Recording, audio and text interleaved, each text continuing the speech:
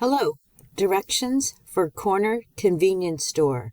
So this is a brand new Excel worksheet. So there is nothing attached. So on the bottom, you can either click your 4 windows to start to see your program, or in the search box, you can start just by typing E and you should see Excel app. Go ahead and select that and then choose blank workbook. And we'll begin right in cell A1. And just to share with you, if you were to click somewhere else in a different location, I'm in now G13, and it tells me right here in the name box. Now I'm in M9, and I can look right here. And now I'm in Q17. If I want to get back to A1 quickly, hold Control, and in your navigation window, you should have a button next to the arrows that spells Home. Control Home will always get you back to A1. So I'm going to go ahead and start in A1.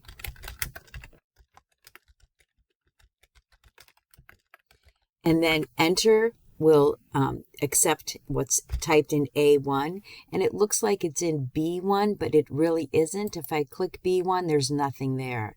If I click C1, there's nothing there. It's all in A1, and we'll merge and center that later. So I'll leave row 2 blank, and then I'll go to Employee for the column heading, and I could press Enter, but that's going to move it down. Instead, I'm going to press Tab, and that moves me to the right, and I'll type name and then hours worked. Tab. Don't worry if it goes into the next one. We're going to adjust the column width, hourly rate, and the last one is total pay. So out of curiosity, if you hover over the label, the column label, any label, and right click, choose column width, my default setting for column width is 8.9. It could be 8.11, 8.43. That's just the default for all the columns, but we're going to increase them because you can see it's chopping off. You don't see all of hours worked, hourly rate. You don't see everything. So you could hover between the boundary where it changes between any of the boundary, the column labels B and C, A and B. It changes to double arrows, and that is to increase. So if I double click here, it's going to increase so that the largest item fits based on that. Or you don't want to do it for every single one. Select, I'm hovering over column A, hold and click all the way to E, and then when I right click, I'm going to increase the column width to 12. So right click, column width, and they'll all be 12.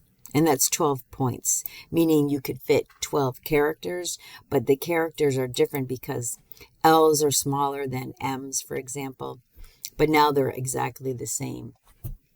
So for the employee number, I'm going to put in 101, and then I want it to be 102, 103, 104, 105. So I'll use my flash fill handle. So hover over to the little green box in the corner till it changes to the solid plus sign and go all the way to 9. Now it did it all the same, so I'm going to click the autofill options, and instead of copy, choose fill series, and it should be 101 through 106. In A10, I'll type total and then enter, and then I'm going to start to fill in the names. So I'm going to type that in, and then I'll come back.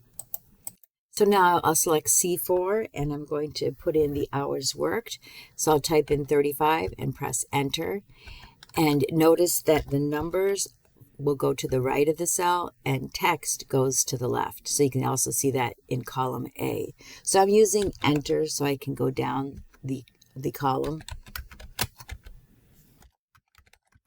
And then I'll click in hourly rate, and I do need to type in 18. We're going to change it to $18. And go ahead and fill in the rest. All right, so now we're ready to create a formula. What we want to do is multiply the hours worked, 35 hours, times $18 an hour. So all formulas will start with equals. I'll click C4, the asterisk is multiply, and then I'll click D4. and then I'll press enter, and it should be 630. So I want to copy that same formula all the way down. So again, go back into the cell that has the formula. There it is in the formula bar, equals C4 times D4, and I'll drag that down to row 9. And then I want totals. So in order to get a total, auto sum, add up all the hours. Over in the home tab, way over in the editing group, this little button right here is the Greek symbol for sigma, which is sum.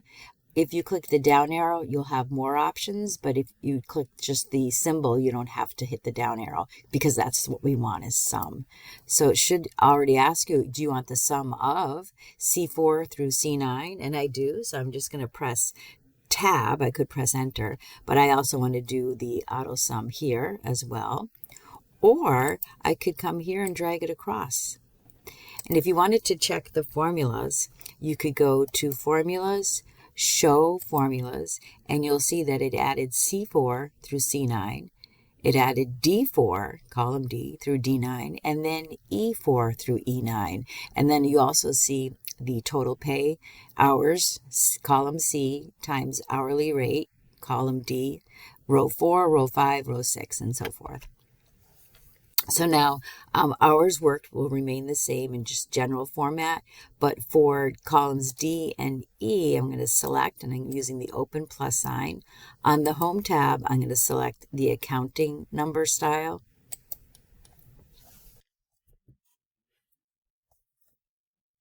So all that's left now is formatting. So I will select the total rows. So starting with A10 all the way to E10.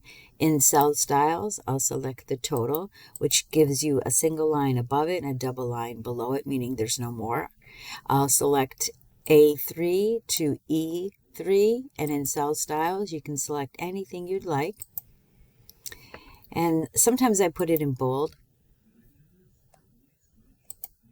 And then for corner convenience store, now that we know we went as wide as column E, I'll select A1 and drag all the way across to E1. Notice I am using the big plus sign. If you used the fill handle, you'll get corner convenience store in all of them. So make sure you use the open plus and go to E. I want to merge and center. And this is when I usually make the title a little bit larger. And if you wanted to put shading in the back, you can. And then right now it's called Sheet 1. So if you double click or right click and choose rename, we'll call it Corner Convenience Store. And then press enter. And that is a save and submit. Thank you.